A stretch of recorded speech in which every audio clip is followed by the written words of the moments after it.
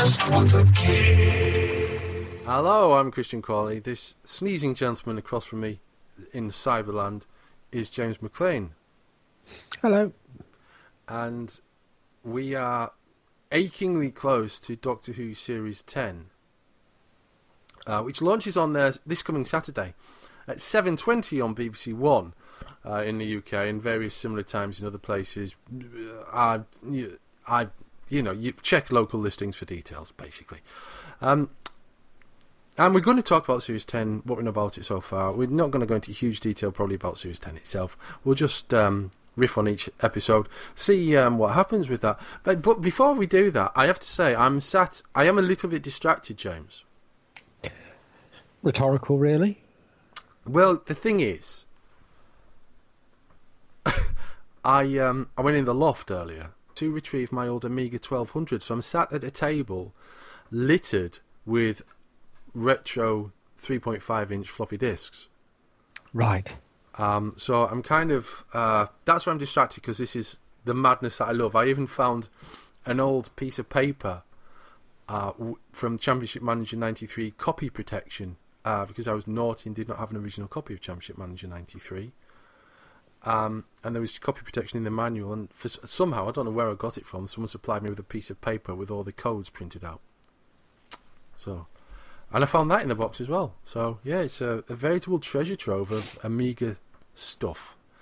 So if I do get distracted at any point, it's because I'm gazing longingly at my old Amiga. So yeah, Series 10 is upon us. Are you still... Dalek Attack. Pardon? Dalek Attack. Dalek Attack is in there somewhere, yes. Just go back to our last podcast. Are you still enthused by the Sim news several days on? I'm interested to see that there's been a few people who have been a little more against it, which balances things up, because when it came out and there seemed to be such thrills, I remember thinking, well, I don't remember there being that many people being as thrilled with Sim at the time as there seems to be now.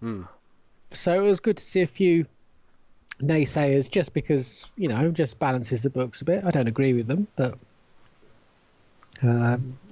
yeah, whatever. If they can't see the benefits of the writing and the characterization of John Sim to Missy, that's their own problems that they're going to have to deal with.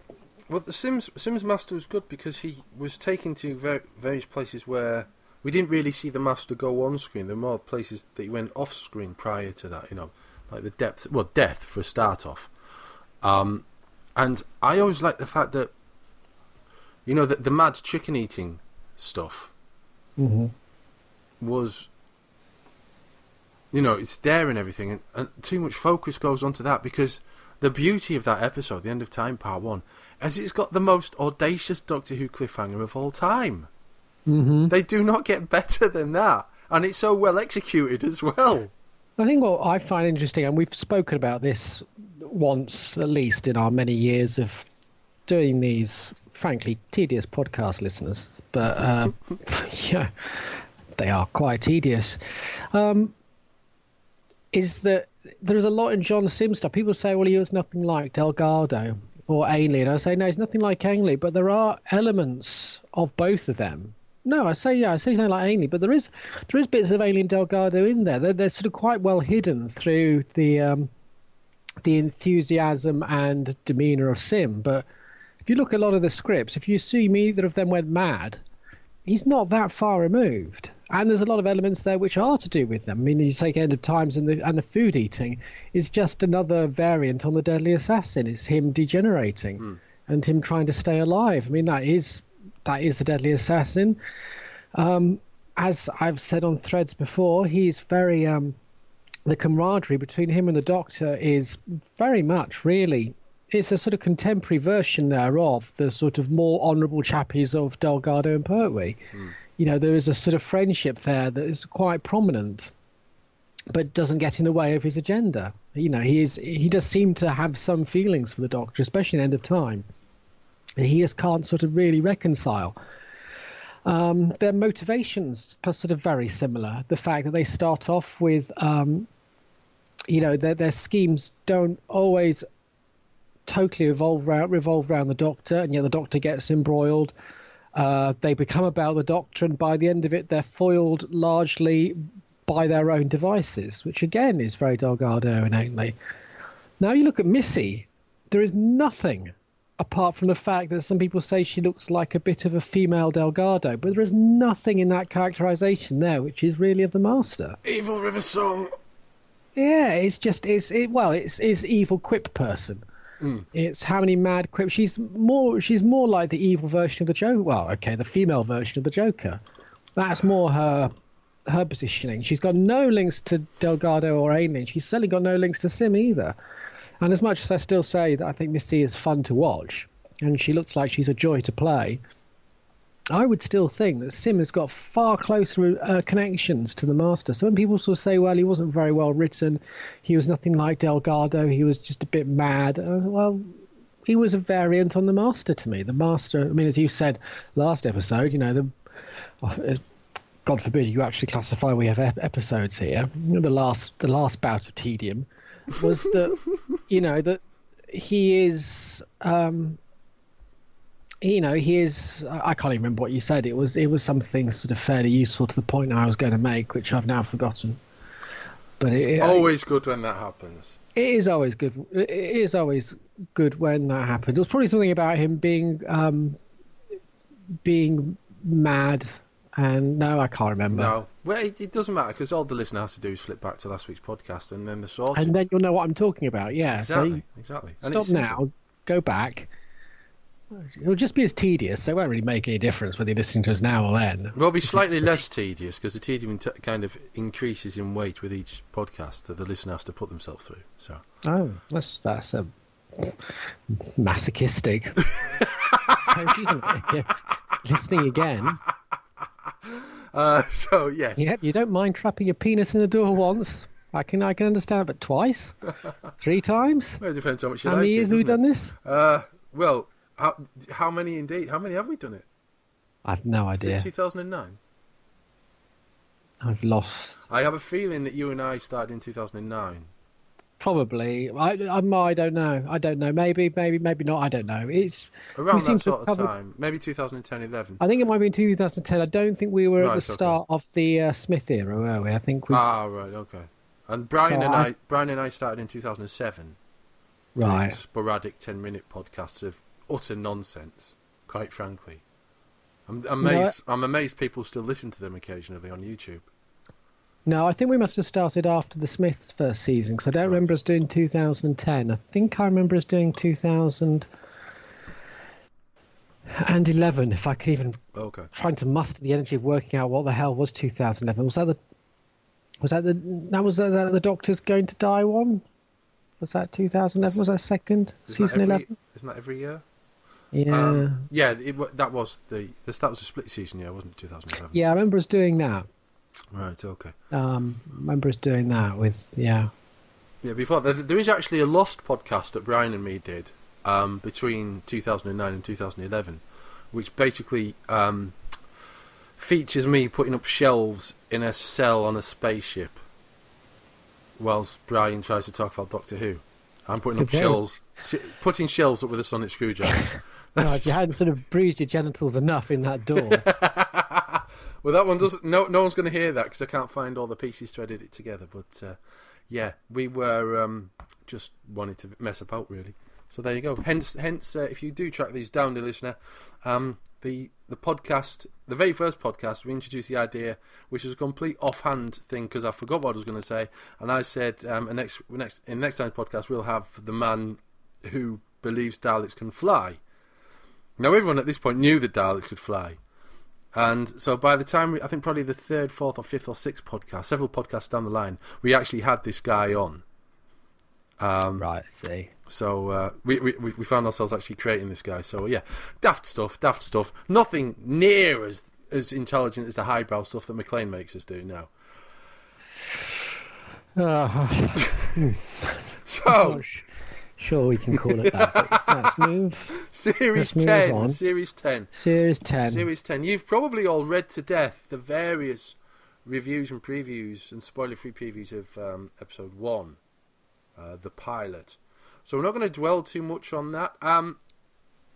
Other than to say, the best thing to do, and the best thing to do with all of these really, is not to make any opinion, no predetermined opinions at all. Just wait and see what happens, whether you enjoy it or not. That is your opinion, not what you've read beforehand, not someone else's opinion that you've taken on board. Your opinion is gained, is forged by watching the episode. So, switch your TV on Saturday night, watch the pilot, see whether you enjoy it or not. It's as simple as that. Don't read a squee review, don't read a bad review. There's a bad review on the Telegraph. Just wait and see. So that's that. Episode 2 is Smile by Frank Cottrell Boyce. Some people might be concerned about that. Now there's some descriptions. Have you said where you're getting these descriptions from? I'm about to, yes. Okay. There's some descriptions in an article called Lowdown on Doctor Who Series 10. Writers from Stephen Moffat at the Doctor Who TV website. And they're just simple one sentence things. So we thought that'd be perfect for us to like mention and then see where it takes us. So Frank Cottrell Boyce, who previously did 2014's In the Forest of the Night, which is the one where Earth gets taken over by a forest overnight. You all remember it fondly, I know. Episode 2 is called Smile. Moffat says of this, there are some amazing ideas in this show and some truly horrifying ones. Now, the first thing that springs to mind upon reading those words is In the Forest of the Night. So, I don't know. Frank Cottrell Boyce is, he's a writer of your proofs, and there's always this thing with Doctor Who, not just with Doctor Who, with television in general, that the scripts can not be accurately reflected by the production team. So we can't go completely down on In the Forest of the Night, because to be fair, sometimes to it. Sometimes you can be a good writer, but you just can't. You're not able to get the right feel for a particular sort of show. I remember when. And you'd think this writer would be able to do it with consummate skill. I remember when Barry Letts was doing the Blake 7 radio adaptations, and they were absolutely terrible.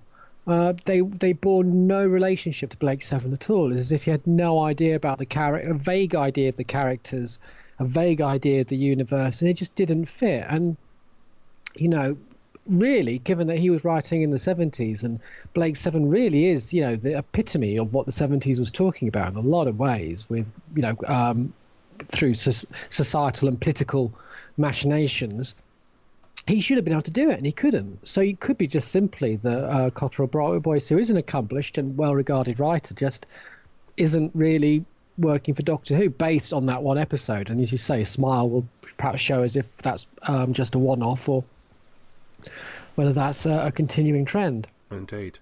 Episode 3 is Thin Ice by Sarah Dollard.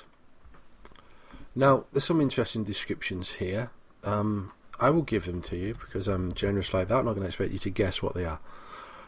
Regency era, a frozen Thames, possibly an elephant. Now, we've all seen the Regency era snowy clips in the Doctor Who trailer, so they're presumably where this comes from. I like the idea of possibly an elephant, as if the idea of an elephant existing in the UK in the 18th century is a bit bizarre. At the same time, if I was going to be slightly negative, I would look at the beginning of last season, and you could say medieval times, a partying castle, the Doctor on a tank with a guitar, and you go, oh my God, isn't that crazy? And when you watch it, you think, my God, I wish they hadn't done that scene. So, the possibly an elephant, being abstract can sometimes be good, and sometimes it can just feel forced. And I also must footnote that with the fact, of course, a lot of people did love that scene with him on the tank. But I think you've got to be careful with Doctor Who not to be too abstract. But have we had anything with Sarah before in any form? Sarah Dollard wrote Face the Raven. Face the Raven, yeah, which was good. A good episode, So maybe in part, it was good. It was how it was continued on, which was terrible, but the actual episode was good. So maybe that'll be interesting. I just sometimes get a little fed up with Doctor Who trying to push the abstract, which is, I suppose, very British. But I think what made Doctor Who good with its abstract is it never pioneered. It never promoted it as if that was what made it cool. You know, you talk about the pirate planet. They'll talk about a planet being mysteriously eating others. They won't say a mysterious planet, the Doctor, and a weird robot parrot. Do you know what I mean? the abstract isn't something that needs to be promoted. It's subversive to what it's already doing. But the parrot there is almost fighting the dark horror of the actual core storyline. So yeah, we'll see again. But I liked her work before, so hopefully that'll be good. Me too. When I was referring to the elephant, as if it being, you know, like a crazy thing, it's not a crazy thing in the slightest. There's nothing unusual about the idea of an elephant in the UK before explorers went to Africa or anything like that. You know, the Romans used elephants. There's the record of the first elephant in the UK is AD 43. So that's quite a long time before the 18th century. So, let's leave it there. As long as the elephant doesn't have him riding it playing a lute, guitar, yeah. Yes, because I think the problem with Doctor Who is sometimes it seems to forget that it doesn't have to always be crazy. I mean, this is something, again, we've talked about this before, but the key sort of nexus of Doctor Who isn't, say, 1963. It is sort of like 1978, 1979. Depending on your choice of colour and flavour. Mm-hmm. But that seems to be where everything now draws back to, you know, the fact that it's got to be Britishly and abstract and crazy. And that sort of sells it. And you think, well, before that, you know, that sort of abstracted, you know, if you could imagine that in a sort of Pertwee or a Hartnell, that would look really a bit weird because there wasn't that sort of abstractness. So I think what's interesting about that line is not actually the content or anything about Sarah's work. It's more about the way it's pitched and what that says about how we talk about Doctor Who or what we expect from Doctor Who. Well, as well, I mean, when you go back to the tank and the guitar, that type of nonsense. Mm-hmm. It still isn't something that I enjoy watching, and it feels like it's just trying too hard. It does, yeah. I mean, it's done stuff. The new show's done stuff a bit like that before, but it felt like it was trying to up on what it'd done before in that sort of way. But I couldn't imagine any classic Doctor doing that at all. No. None of them. No. And I include McGann in that. I could almost see. I could see Smith doing it. I could possibly see Tennant doing it post End of Time, sort of. But it doesn't really fit with the legacy. And it didn't really. I know I've argued this before with Richard on the forums. I didn't argue him back on this. I keep meaning to just because I'm bloody minded. But I don't even think it fitted Capaldi. It just. Yeah, to me it didn't anyway. No, it feels false. It feels like it's trying too hard to be a bit quirky and a bit crazy, and in a way that, you know, what you're talking about, the 78, 79 sort of Doctor Who, the Adams stuff. Douglas Adams wouldn't have done anything like that because he would have, you know, he was an effortless comedic writer, and he didn't get like that overnight. That guy was writing at university like 6 or 7 years beforehand. And never stopped writing. There's a great, actually, so this is a great time to mention, there's a fantastic interview with John Lloyd on the Sitcom Geeks podcast. It's in 2 parts. And there's a little bit of insight into what he was doing with Douglas Adams with regards to writing and producing some of Adams' work. It feels almost, because I'm trying to think, because I mean, to be fair to Moffat, I mean, Stephen Moffat can be a very good comedy writer, you know. Oh, yeah. He writes very good comedy. It feels, again, as we've said this before, you see a lot of the time in a news series where I think television today is often ideas are pitched on singular moments or are sort of brought about from singular moments. It feels like a shower pitch, that you're in the shower and you're just thinking, wouldn't it be really cool if I had a bit where the Doctor came out of a castle and he's on a tank and he's playing guitar, and then you build everything around that. Yeah. It doesn't feel like a natural moment. No. And Davies used to have moments which I'd call shower pictures as well. So it's not just Moffat, but it feels very contemporary sort of writing. You have an idea and you find a way to force it in there because it's in your head, and it seems probably more funny and cool in your head than it does on the screen. Yeah. But then, as we've got to keep saying, some people really like that moment. Which I probably like- means yeah. you can't please everyone, but I like the idea, especially in modern television, where every scene has to be there for a reason. yeah. And that episode exists perfectly well without that scene. Yeah, absolutely. Well, it was an example of why that episode was, to the shock of many fans who never like to admit this.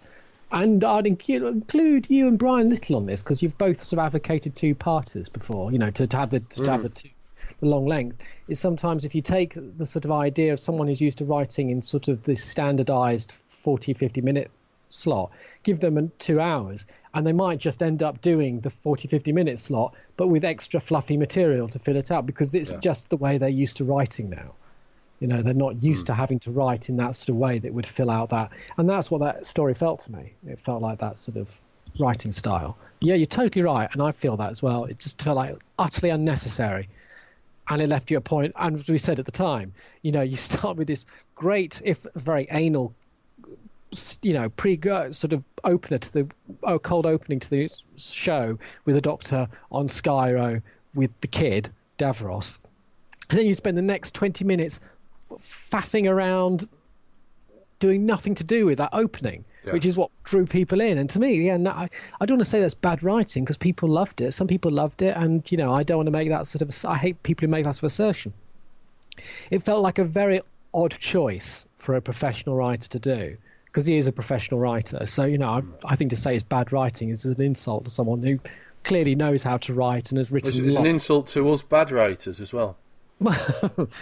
But it did feel like a really odd. As an audience member, I would say to him, I was interested in your opening question, even though I did feel it was a little anal for the show, as if I didn't think a lot of people would particularly care that much.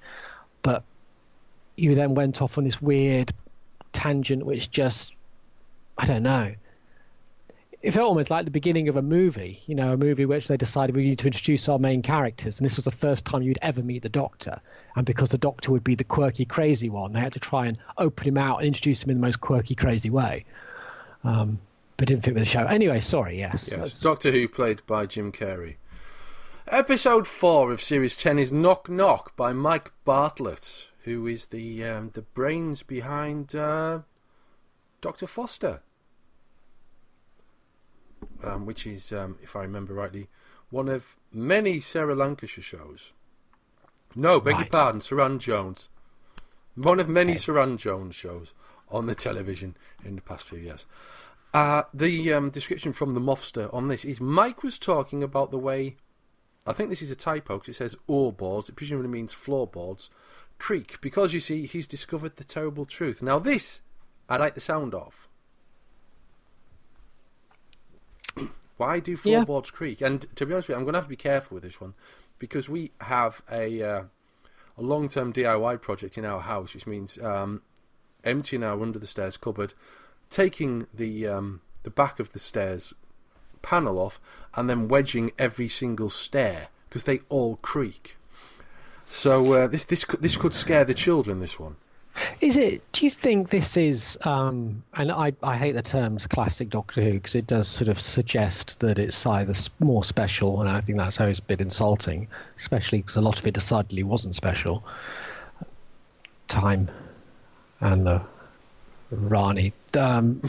Is this the sort of floorboards? Why floorboards creak? Are You My Mummy? Stories that are meant to scare by sort of taking. So I don't suppose Empty Child is a good example of that. That take things which are not considered scare or I don't know. I suppose what I'm trying to say, this sort of almost like mythology, horror, or sort of contemporary mythology horror. Is that really Doctor Who? I'm trying to think of old Doctor Who which would do things like this. And a lot of new Doctor Who does it. Yeah, the only thing I can think of really, I suppose there are elements of it in An Unearthly Child, just because of the setting, but it's more to do with the setting and the object of the police box. I don't really think of Terror of the Autons as... Yeah, I suppose so. It was an open example. question. I wasn't saying there wasn't, but to my mind, and I'm not. And it's nothing about quality as well, because these sort of things can be very good, can't they? Blink with statues was, obviously it's now one of the most talked about, highly rated Doctor Who's of all time. So I'm certainly not saying it's bad. I'm just interested to whether the roots of this sort of story extend further back than the new series, which is just in. Because when I read this, I think, oh yeah, that's Doctor Who. But then I think, oh, hang on, that's new Doctor Who, isn't it? It's not classic Doctor Who. He says, reverting to those. Terrible. Did you do air quotes when you say classic then? I didn't. For some reason, I'm clutching myself rather tightly. Oh, as okay. If stressed. I'm not sure. Okay. Otherwise, I might have been. Anyway, so Knock Knock seems interesting. A writer of quality, as we've seen recently with the Dr. Foster series about a woman who's... there's a lot of series about professional women. Yes, she suspected her husband of having an affair. I thought it was that one. That reminds me of another one, but maybe it wasn't another one. Maybe I'm merging two recent dramas together in my head. Yes. Oxygen, episode 5 by Jamie Matheson. One of my favourite episodes ever, says the microphone-headed moth. I think you're going to love this one. Clever and creepy, classic and brand new. This one's got it all. Though. Pardon? Has good. This one's got it all, though. Yes. It's what the sentence says. I'm trying to work out the though in that. So Jamie Matheson. And creepy and classic and brand new. This one's got it all, though. Yes. Anyway. Mummy on the Orient Express. Flatline. And The Girl Who Died. Although that was one of those ones which Stephen Moffat added his name to. Which we've talked in previous podcasts, so we're not going into details on that. So this is Jamie Matheson's fourth Doctor Who. He's been a busy guy. He's been working on various other things. He's a Metal Hurlant Origins. I have no idea what that means. So yeah, that's what he's got going on at the moment, or has been doing recently beyond Doctor Who. Flatline is one of my favourite Doctor Who's of recent years, as is Mummy on the Orient Express. Yeah, I needed The Girl Died. We did The Girl Who Died, which was the Viking one, which should have had Brian Blessed in, but Brian Blessed was ill, so it had that other chap in, whose name escapes me at the moment, but it'll come up on IMDb. It's something Schofield, isn't it? David Schofield, yeah, Odin. Yeah, I mean, again, I think like with Knock Knock, I was just thinking the origins of these aren't new Who, are they? They're the books. So Knock Knock and Oxygen is a sort of what I would call the new wave writer origin. It's a sort of thing that people like Stephen Moffat and obviously Paul Cornell and Kate Orman and the unrestrained writers of the 90s were sort of starting this sort of thing where Knock Knock and Oxygen sound like things that could come from that sort of world, that sort of writing world, that sort of creative world, which has extended out into the show, which is not a bad thing. I just think it's just interesting to work back to where origins are. Yeah, I mean, it's a good, interesting title. His work has been fairly good. I quite liked Flatline. I thought there's some nice ideas there. I thought there was a nice resolve to how they dealt with it. I thought there was some good structure, underlining structure to his work. I think that's where I think Matheson works quite well. Is that he's a good. You were talking about writing structures. His stuff seems to structure quite well. Never feels rushed. Never feels out of balance. It sort of ends well. It explains itself. So yeah.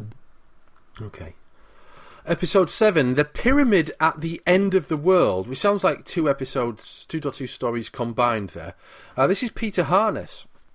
Basically, he wanted to find quick and efficient ways of wiping out all life on Earth. The terrors of the modern world are never far away when Peter is in control of the TARDIS. Presumably means Peter Harness there, not Peter Capaldi. The terrors of the modern world are never far away. Do you want to just remind the listeners? Peter Harness is he has previous form for Doctor Who, as if he's committed some crimes. The Zygon invasion and the Zygon inversion were his. Were they co-written with Stephen Moffat? No, they weren't. No, they were Peter Harness's. And on the other hand, so was Kill the Moon. So yeah. He's a tough one. He's a bit of a... Well, I mean, I must admit, I was someone who was never that impressed with the Zygon. I'm not either. Pair. They were nowhere near the horror that was Kill the Moon. Yeah. But then, as I said, I really loathed Forest of the Night. I thought that was the most boring, tedious. I think, to be honest, while Kill the Moon had some utter terribleness in it, it was a more of an enjoyable watch somehow. Well, I don't know. Well, they both had kids, which sort of killed both in some ways. But there were some tense moments in Kill the Moon. And there was some moments of feeling like there was some character play that was trying to get out there between the Doctor and Clara, which could have been interesting. Mm-hmm. And the setting was perhaps a little more interesting too.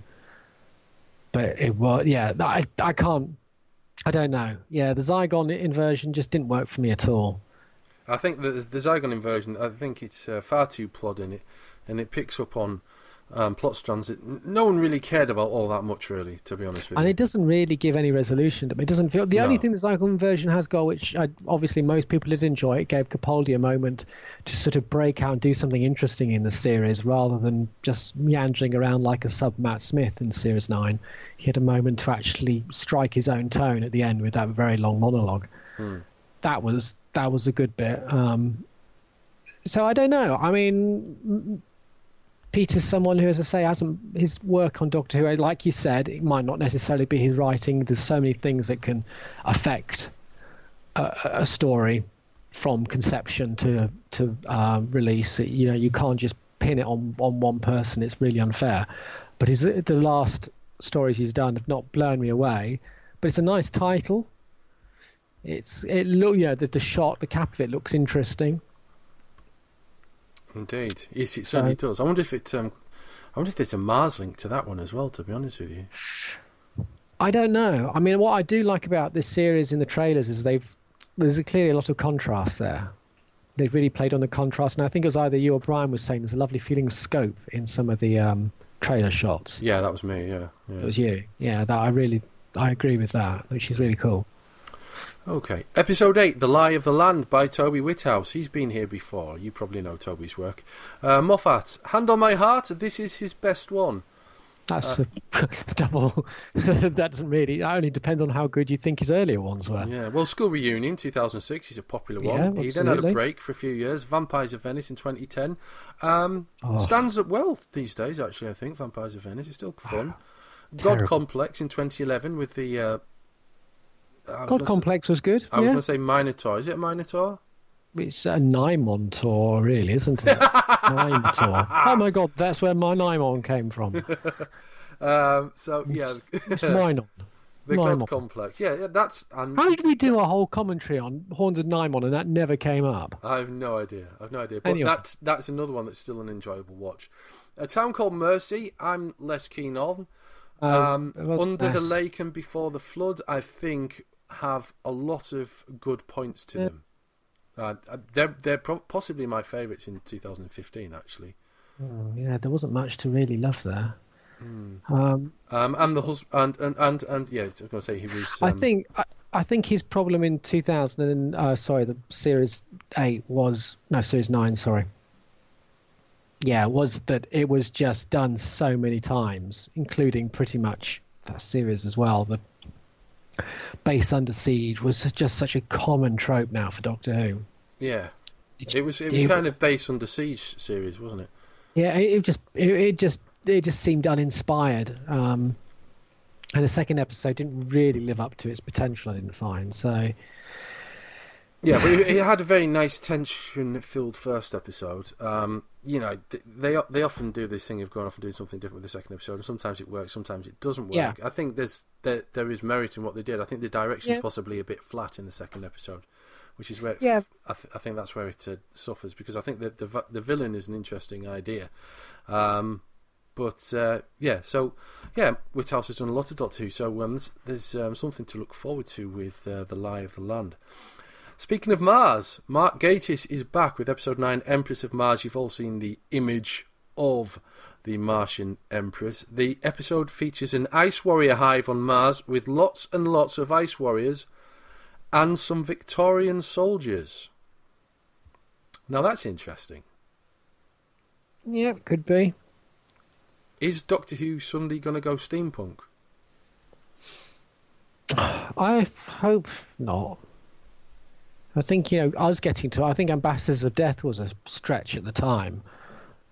I think I'm hoping there's some Time Winds or something which might include Victorian soldiers. Or I think more likely this is going to be like a Predator thing, where they're brought to Mars to fight.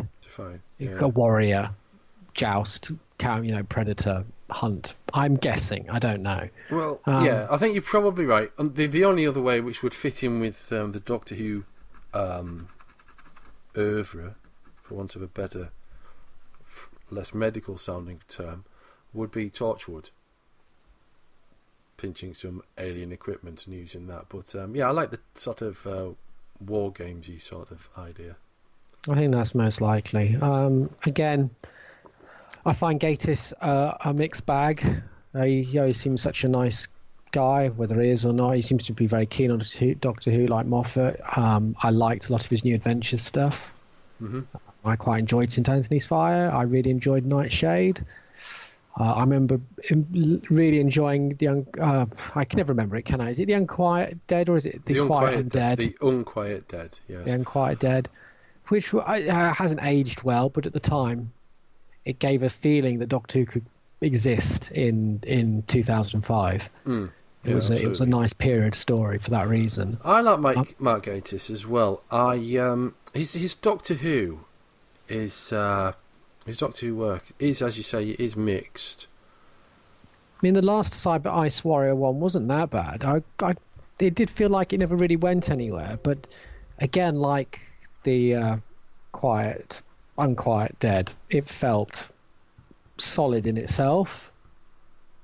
But then there was other ones he's done which have just not appealed to me. So he's a really weird one. I can never tell. And yet his Adventures of Time and Space, despite the fact that I still loathe the inclusion of Matt Smith in there, is a really beautiful, well thought out piece of drama. So he's a really solid writer to have on your team. But I'm just not quite sure whether they've quite managed to get his vision from paper to. I don't know. Yeah, it's a tricky one. I mean, I really enjoyed the Crimson Horror. I think it was a nice narrow scope. It's the only time I've enjoyed watching the Paternoster crew, to be honest with you. But it was such a drossy ending, wasn't it? That was the problem with that one. It was beautifully done. It had some nice quirky-ish moments without being over quirky. The characters in it were all used reasonably well. It was just that really mundane ending with the slug and chasing it, and it was like, really. It was So it was a funny one. Yeah. I think my best one of his was the last Ice Warrior one. I thought that was Cold War. There was some good bits in that. Even the end was good. Was solid, if just a bit predictable. The thing about Gatiss as well is I like he kind of. I like what it. I think we mentioned this before with Sherlock. He's the only reason that I watched the last season of Sherlock, basically, because I think his Mycroft is fantastic and far more. Yes, I enjoyed his Mycroft. Far more interesting than Sherlock or John. And I love the way he pops up in things when you're not expecting him. The problem with his Mycroft wasn't his execution, but it was more the way it was written. Because I think the problem with Mycroft, and this is where writers really have issue with them, and probably the reason why Conan Doyle so underused him, is he's set up to basically be a far better Sherlock Holmes than Sherlock Holmes, and yet you can't, especially in television, allow your hero to be upstaged by another hero. Someone who would be a better hero just can't be bothered, is just not interested. And so Mycroft would end up doing the most stupid things or missing the most obvious things just so Sherlock could get them. Or there was that moment in the finale where he's revolted at the idea of killing a character, which just didn't feel like him at all. It just felt like it was a good setup to allow Martin Freeman's Watson to do something. And so, yeah, he was a good character portrayed, but they could never handle the character. Very weird. Yeah. So that's Gatiss' episode, episode 9. And then episode 10, which brings us to the end of our list. We just know that the finale is by Stephen Moffat, and it's 2 parts, episode 11 and 12, and maybe 3 parts run into the Christmas special, which will be Peter Capaldi's last hurrah. Episode 10, The Eaters of Light by Rona Munro. You should know that name, dear listener. Not necessarily. We'll come to that in a moment. Says the Moth, I was properly surprised when she was happy to come in for a meeting, and I adored the script that came out of it. But I don't think I really understood how wrong I'd got her until I saw her wandering around the studio, taking selfies with Daleks, Weeping Angels, and the TARDIS. You see that Rona Munro, of international renown? She's a Doctor Who fan, she is. Which is quite wordy for Moffat, actually. So Rona Munro, if you don't know, has been writing professionally since 1981, and she wrote in 1989 the final episode of classic Doctor Who, Survival. Otherwise known as Cat Flap. Yes, which is nothing to be sniffed at. Because it's not a bad serial at all. No, I think it's... I always really enjoyed it, and it was certainly the most, which, as we've said before, felt new series, and it always felt like Rose, despite the Doctor Who movie in between and the big finish and New Adventures, felt like a continuation to some degree of how Rona was approaching Doctor Who. Mm-hmm. So in some ways, you could almost say Rona is almost like the grandmother of new Doctor Who in many ways, and people give her credit for. And yeah, I enjoyed Survival. I thought there was a lot of interesting stuff going in there. And as she has said herself, as if I recall, she was slightly disappointed by the costume designs, which I don't think helped. But yeah, I'm looking forward to seeing what she does. I'm not sure whether that piece of dialogue really says anything apart from the fact that Rona might have grandkids or nephews and nieces who she might have been taking selfies for. Who knows? I'm sure she is a Doctor Who fan. Maybe I'm just being subversive again. You? Surely not. Surely. So yes, that brings us to the end of our little walk through Series 10. I have to say, I've been using IMDb for extra information during our little chat. And that IMDb, I don't know if you've used it recently, dear listener. There's a lot of stuff going on there these days. There's news sections. There's, if you're looking at someone like Mark Gatiss, you'd have credits for an actor. Then you jump down and see the credits for a writer, credits as producer, etc. And on the right-hand side, you have a panel of various things, including user lists. Number one in this related list from IMDb users, people who are ruining my life. A list of 34 people with Stephen Moffat as the main photo. Now it turns out when you click on it, they're not ruining this person's life because they're a Doctor Who fan who's sick to the back teeth of modern Doctor Who. No, they're people who are ruining my life, subtitle, because they're too damned good, with two misspelt as just T-O rather than T-double-O. So Stephen Moffat at number 1, Mark Gatiss number 2, Benedict Cumberbatch at number 3, Martin Freeman at number 4, David Tennant at number 5, Matt Smith number 6, etc. So Sherlock fan and Doctor Who fan. Yeah, it would seem so. Yes. Fair enough. I don't know. I still think that for 2010 to 2017 is too long for a producer for any show that has its longevity through refreshing and change. I think that is an absolute crazy length. And now beware, because you are saying things that are upsetting. I don't know, am I? I think there are people who are going to say, no, we want Stephen Moffat forever. But then, I liked Russell T Davies, but by that last fourth changeover series, you felt that he was tired and the show needed a change. It wasn't so much he was tired; it felt it needed a fresh vision. So I don't think it's really. I mean, like, I can't pretend, since it's now documented evidence, that I've ever been massively enamoured with Stephen's production, even though I have enjoyed his previous written episodes, and some of the stuff he's done is quite nice. I have a lot of admiration for some of his written wit. But yes, it does feel like this has been going on too long, and I'm still concerned. I'm sorry, but I'm still concerned. This Series 10 still sounds like it's going to be horrendously continuity focused, even if that gives us John Sim, which is cool, but well, it doesn't feel like it's going forward all the time. The odd thing is that the interestingly enough, though, the actual titles sound like it's trying to push forward, and yet so much of the content seems to be looking back. And I wonder whether this again is an example of where we are now with television, where series are never sure whether they should be embracing fans or embracing wider audiences. Things are becoming narrower, but yet at the same time, I think they need to be broader. I think it's probably difficult to be a show like Doctor Who. No, I'm going to say difficult. Difficult probably isn't the right word, but challenging, or given that other shows that aren't Doctor Who are existing on pay-per-view services or whatever. Obviously, there still isn't a lot of genre television on TV. It's living on Amazon or Netflix, whereas Doctor Who isn't. Doctor Who's on TV.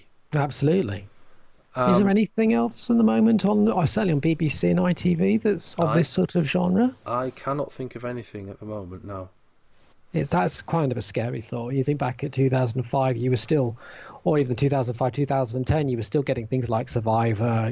We've had Being Human, obviously, Primeval. This sort of wasn't alone at all, even though it was dominating, and nothing sort of carried its model, the actual concept of sci-fi, which is interesting because I still think that, like with Star Wars, when Star Wars came out, and there was a cycle of films that followed it which tried to emulate its success, a lot of them mistook what Star Wars was about as being about fantasy rather than sort of science fiction. Mm-hmm. So you got these load of sort of medieval sort of Kroll, Dragon Slayers, sorcery sort of films that sort of worked out the wrong thing of what Star Wars represented to people. Yeah. And maybe that was the same with Doctor Who, was it sort of spawned off people trying to do sort of sci-fi, and even some sort of 70s sci-fi, things like Survivors. Quatermass sort of popped up again. Yeah. But that wasn't what was attracting people to Doctor Who. And there was this sort of fun, quirky, family audience model, which was popular, and they just didn't know how to do that. And I think even Doctor Who's, to some degree, without sounding like a backseat driver, sort of lost its understanding of how to do that, and it sort of lost its sort of familyness.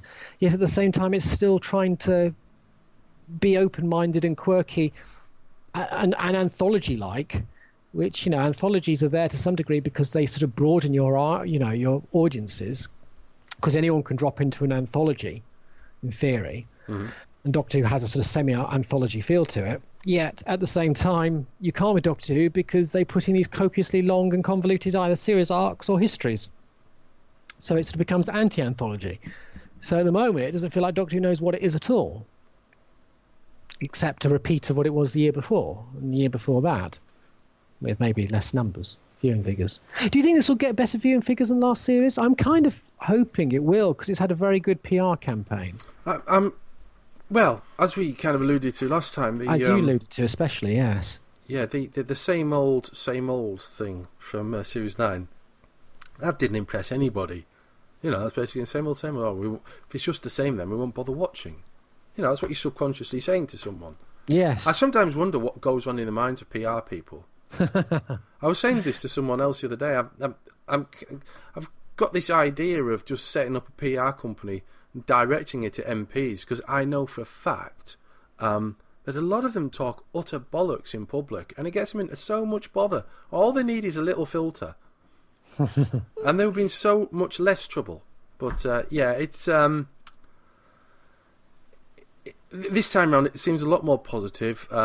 Bill is a welcome addition at this stage. Which we don't know how she'll go on, but she seems fresh and interesting, at least. Well, I don't know. I was still remembering that excerpt, which was one of the worst bits of Doctor Who I'd seen. So I'm kind of hoping that. Well, yes, we have seen it out of context, haven't we? But yeah, but you've still got to, at some point, watch that scene. Yeah. Whether it's out of context or not, its context will exist within itself. And I absolutely loathed every element of that scene. It seemed to be utterly what I've spoken about before. I still think my biggest contention for me, and I have a horrible feeling where this is going to fail, is I still think Capaldi's Doctor is going to be horrendously boring. Mm-hmm. I think this is going to be more of Series 9, where he dodders around like an old Matt Smith, making silly witticisms and being heroic and excited and just dull. What would you like him to be doing? I'd like him to be doing like he was, especially now they've got 2 companions on there. He should be more like Series 8. He should be sharp. He should be slightly distant. There should be humour in the fact that he's so disconnected. He should feel vulnerable, though, at the same time, because he's so disconnected. And those companions should be there to bridge that and sort of make that into something positive for the show, rather than a bickering negative as Colin Baker's did. Mm-hmm. That Series 8, again, like I've said more recently, having watched more the really good ones of Series 8, that to me is exactly what Capaldi should have been, because that's exactly what Capaldi represented before this. Yeah. This is what got him into it, was, got people excited, was because of his Malcolm Tucker. And that was the sort of thing they should have done, is energized that with some sort of vulnerability. And you've got a really powerful, unique Doctor there. And I've had debates over this where I've seen him say, yeah, but we watched through Series 8 and he finally learned by the end to really like Clara and be okay with himself, and so through Series 9 he was a more soft and kind character. And you think, well, but that's boring. He's boring in Series 9. It's the same thing as people say, well, Kirk in the first of the new Star Trek movies, he wasn't very smart or cunning because he's young and he's not had the same upbringing as the original Kirk. So we haven't got to that point yet. It's like, don't care. It's boring. He's a generic action character. There's nothing there. Sort of like, this is a bad argument because he's already been done, but it's like Batman. You take Batman out of the costume and go, oh yeah, well, we're doing it like this because he hasn't got his costume yet. But if he's not doing anything interesting, it's boring. And to me, there's nothing in Capaldi at the moment which is that interesting. There was like one flash of interestingness in the Christmas special when he's reading that the Superman comic, and you get that sort of gruff disconnect that he doesn't quite understand. The identity thing, and that's amusing because he doesn't understand it. But beyond that, he was just dull. He was just a dull half Matt Smith, and he can do so much more. And they, the sad thing is they proved Moffat proved that this character could be a really interesting character, and Capaldi could play that sort of character with relish. And are we just going to get the same sort of Matt Smithism again? I think destroys it for me.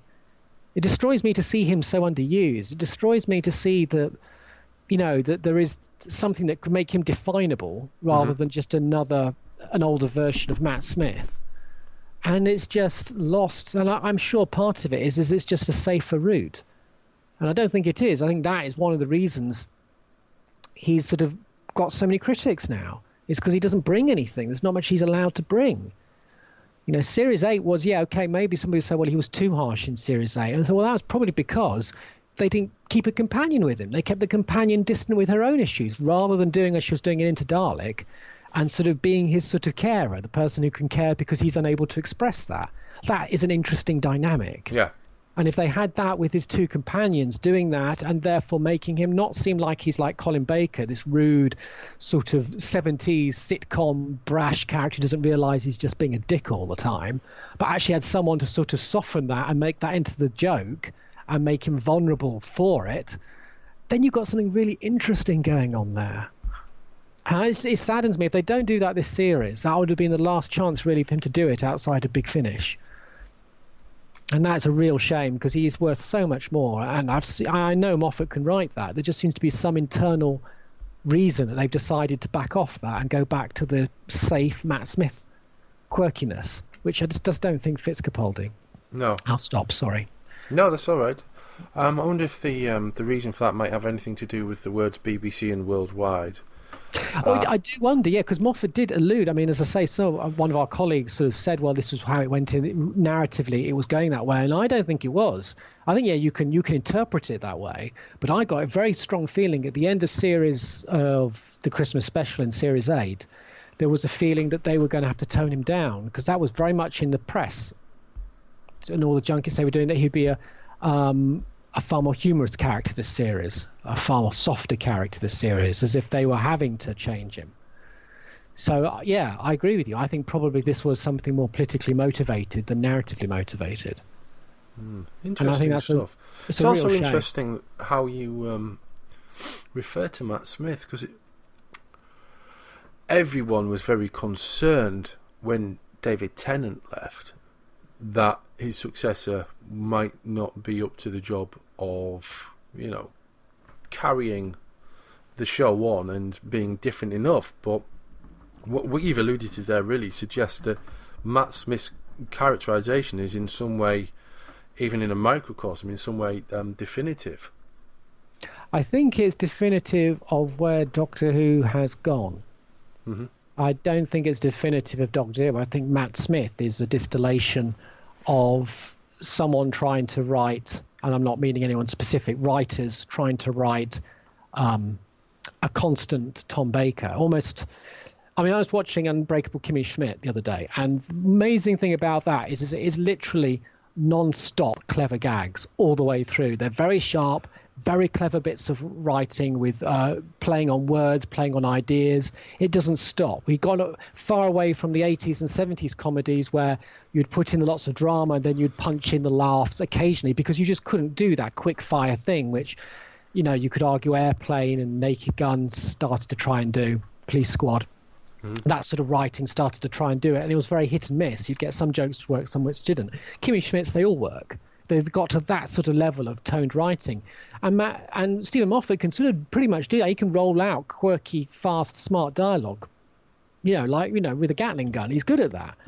But it means that there's nothing else there. It just becomes this Gatling gun of comments and jokes and wittiness and self-references, which are all very clever. But there's nothing behind them, and that's sort of where Matt Smith ended for a lot of it. And it wasn't until his last series did we see Matt being allowed to do some sort of drama and actually show anger and to show frustration. Because Series 5 and Series 6 and some of Series 7, he was just just witty, quirky, mad person. Rejection of the sadness and troubled Eccleston and Tennant, and just this. Which they then they worked into the character for Day of the Doctor, where they did this retrospective thing saying that he was rebuking his past and the pain and moving, and okay, fine, but that sort of, you're right, it became a sort of macrocosm of what the Doctor is. This sort of distilled, rapid fire jokes that really stems from Tom Baker, because no one did it like that. It was the Tom Baker unpredictability, which suddenly now becomes that prerequisite of every Doctor, and Capaldi has what Matt Smith has, where he sort of is either doing the plot, or he's being quirky, or he might be shouting at the enemy. And that's really it. There's nothing else there. And it's all in those and it just feels like that. It feels like you could just take him out now and put Matt Smith in, and it wouldn't feel wrong. And that, to me, feels wrong. It should feel wrong, especially from the Doctor beforehand. But you couldn't have had Matt Smith doing what Capaldi was doing in Series 8. But you could get him to do what he was doing in Series 9. That, to me, is a problem. Yeah. Okay. Tedious enough for you guys? Really bored enough? I hope so. We've already done our bit. We have done our bit, and we will be back following, unless something crazy happens this week, like, I don't know, Paul McGann's coming back to Doctor Who or something like that. Something of that kind of scale, unless that Ian happens. Chesterton, for God's sake. Yeah, William Russell, yeah. Unless something of that scale happens between now and the pilot on Saturday. That's all for us. All from us for this week. We'll be back next week discussing the pilot. Until then, it's goodbye. This is a BeyondKasterborous podcast, available on iTunes, Audio Boom, Stitcher.com, Player FM, and BeyondKasterborous.com.